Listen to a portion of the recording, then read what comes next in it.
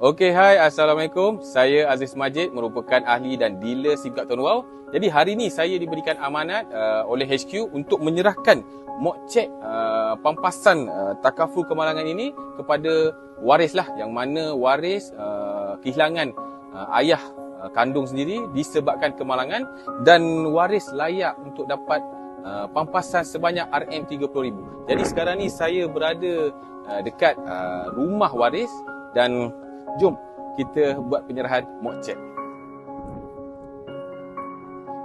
Assalamualaikum. Okey, sekarang ni saya dah bersama dengan waris. Jadi mock check pun saya dah serahkan. Sebelum tu jom kita interview serba sedikit bersama waris. Assalamualaikum, saya Muhammad Hairul Nizam bin Abdul Sattar, waris kepada arwah ayah saya, Abdul Sattar bin Manja. Saya juga merupakan ahli Tun Wow. Ayah saya meninggal disebabkan kemalangan. Semasa hari kejadian, arwah ayah saya keluar untuk membeli sarapan dan dia terjatuh di persimpangan jalan.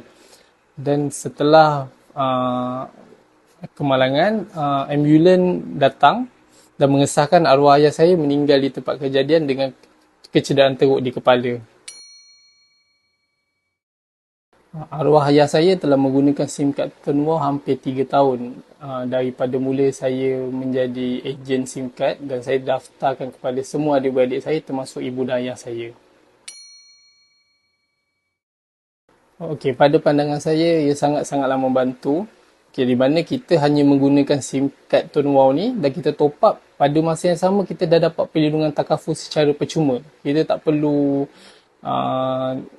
mengeluarkan duit lebih untuk mencari takaful di luar, sedangkan dengan hanya kita menggunakan SIM card Tun Wow, kita dah dapat perlindungan seperti ini. Bagi saya, pampasan takaful kemalangan ni sangatlah membantu. Kami dapat menyelesaikan segala hutang-hutang arwah yang ditinggalkan, dan pada masa yang sama kami boleh meneruskan kehidupan, terutama sekali untuk mak saya.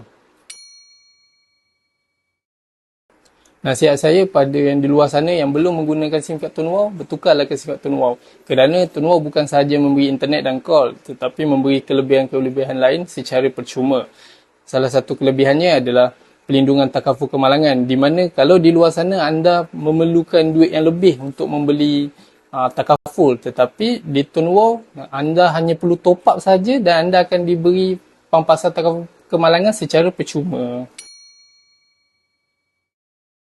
Nasihat saya yang sudah menggunakan SIM card Tun Wow ini, kekalkanlah guna SIM card ni, dan kepada ahli-ahli, kongsikan dan sebarkan kelebihan-kelebihan SIM card Tun Wow ini kepada ramai orang lagi supaya ia memberi manfaat kepada ramai lagi pengguna untuk menggunakan SIM card Tun Wow.